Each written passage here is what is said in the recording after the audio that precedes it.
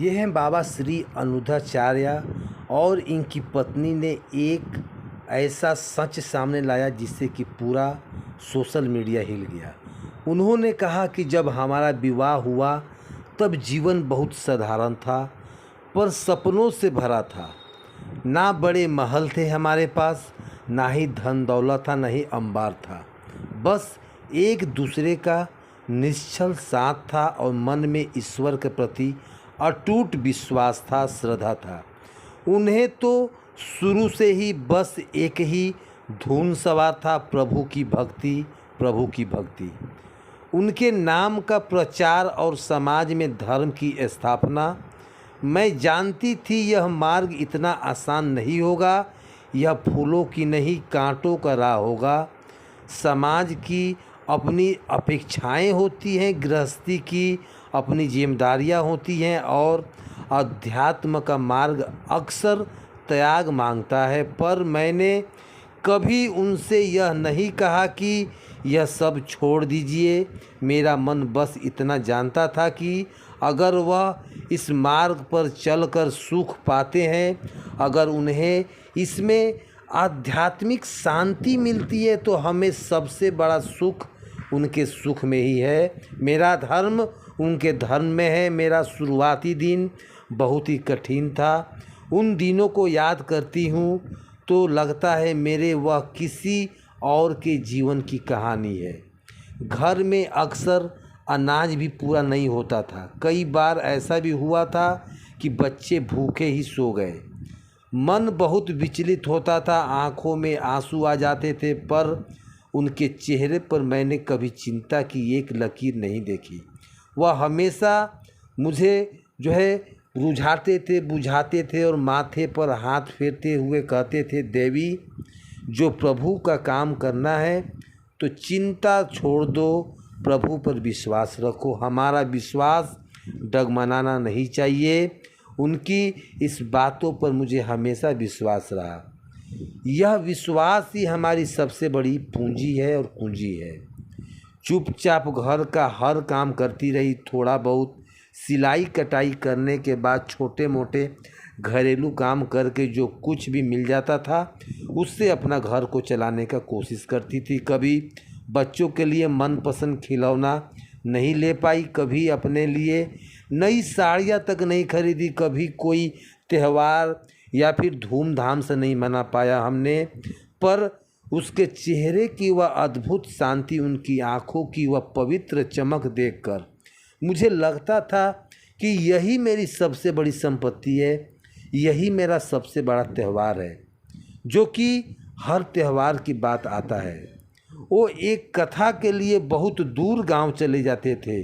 वो गांव में कई मीलों तक दूर पैदल ही जाते थे। वहाँ तक जाने के लिए कोई सीधा रास्ता भी नहीं था।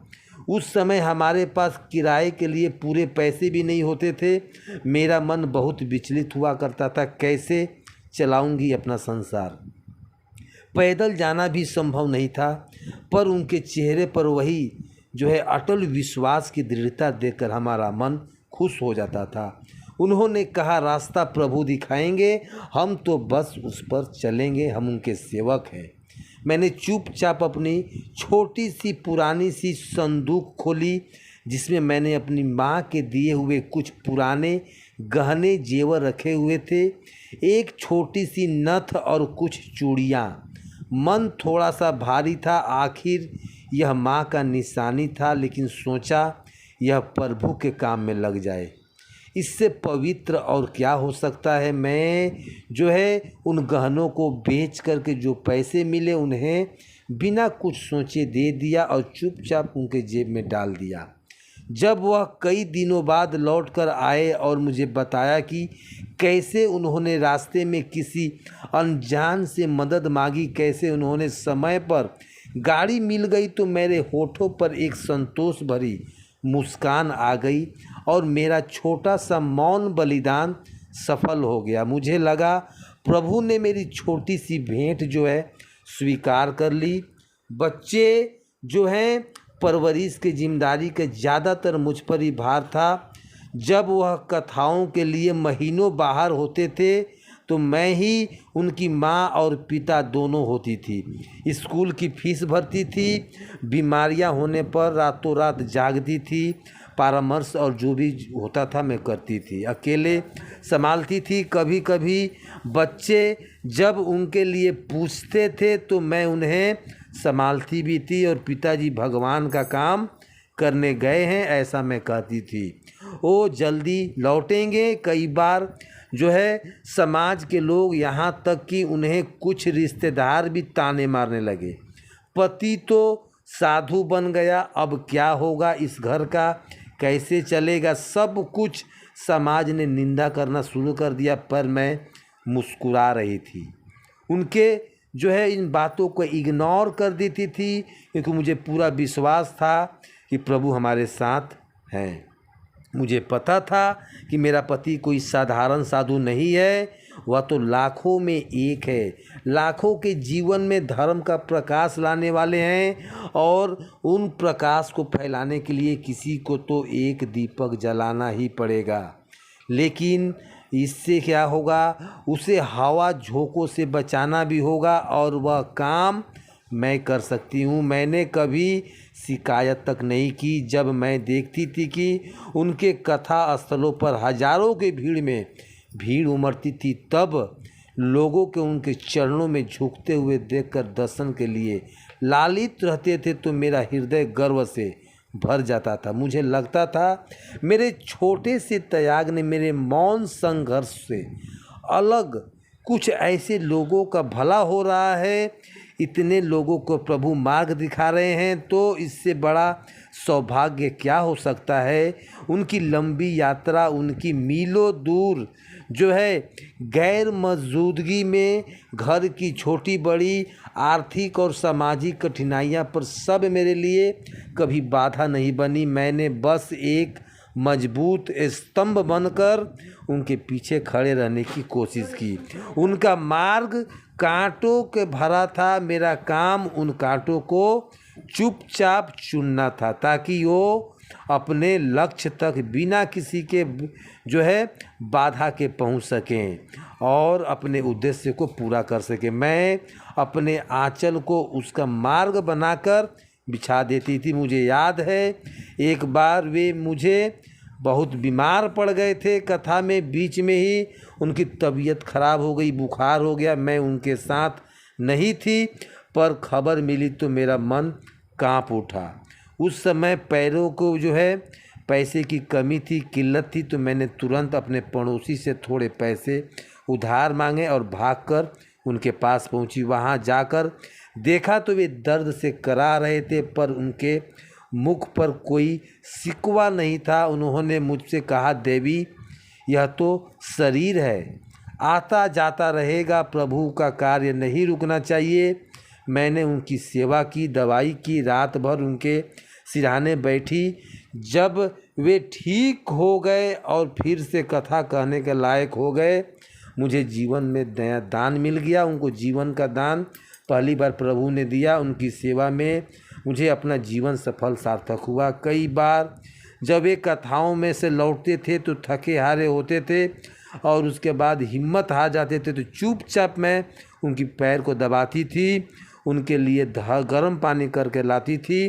अक्सर कहते थे, देवी तुम ना होती तो मेरा क्या होता। मैं बस मुस्कुरा देती। मुझे पता था कि मेरा मौन जो है समर्पण उनके सबसे बड़ी ताकत है। मैंने कभी अपनी इच्छाओं उनके सामने नहीं रखा। मेरी इच्छाएं तो बस इतनी थी कि वे अपने मार्ग पर अटल रहें, स्वस्थ रहें, प्रभु के काम में प्रचार करते रहें। मेरे लिए उनका कार्य ही मेरा जीवन था। आज जब मैं उन्हें देखती हूँ तो उनके द्वारा स्थापित संस्थाओं को देखती हूँ, तो उनके द्वारा लाखों लोगों के जीवन में लाए हुए सकारात्मक बदलाव को देखती हूँ, तो मेरा मन शांति, तृप्त और दुर्भाग्य हो जाता है। दोस्तों, लोगों ने यहाँ तक कि त्याग दिया और मुझे बहुत बड़ा भूला कहा, लेकिन मैं कुछ नहीं सुनी। मेरी सबसे बड़ी तपस्या था। मुझे लगता था कि महान व्यक्ति के पीछे एक ऐसी अद्भुत शक्ति होती है जो चुपचाप मुझे ऊर्जा देती है, उसे संभाल कर प्रदान करती है। जो शक्ति अक्सर किसी माँ, किसी बहन या किसी पत्नी के रूप में होती है, जो अपनी पहचान खोकर भी अपने जीवन साथी के प्रियजनों के सपनों को जीतना सौभाग्य समझती है। वह बिना किसी श्रेय की इच्छा के साथ बस देती रहे और मैं अपने जीवन को शिक्षा देते रहता हूँ। तो दोस्तों, श्री अनिरुद्धाचार्य की जो पत्नी है, उनका यह अपना जीवन का एक दुख भरा कहानी जो सुनाती हैं कि इनके जीवन में कुछ ऐसे ही जो है अपना परिस्थिति था। पहले बहुत हम दुखिहारी थे, बहुत गरीब थे, तो इस तरीके से इस संकट में भी हमने अपना पति का साथ नहीं छोड़ा। दोस्तों, आप कमेंट में ज़रूर लिखें कि श्री अनिरुद्धाचार्य का जो ये अभी इस समय विवादित बयान चल रहा है, क्या सच में श्री अनिरुद्धाचार्य नारियों का अपमान किए हैं या फिर उन्हें फंसाने की साजिश है। दोस्तों, आपका कमेंट बहुत ही बहुमूल्य है। आप कमेंट करें कि गुरुजी क्या सच में सनातन धर्म का अपमान किए हैं, महिलाओं का अपमान किए हैं। आपका एक कमेंट गुरुजी को समर्थन देता है। दोस्तों, कमेंट में राधे राधे लिखकर अपना हाजिरी जरूर जनाना और उनके जो है विश्वास को कायम रखना। राधे राधे।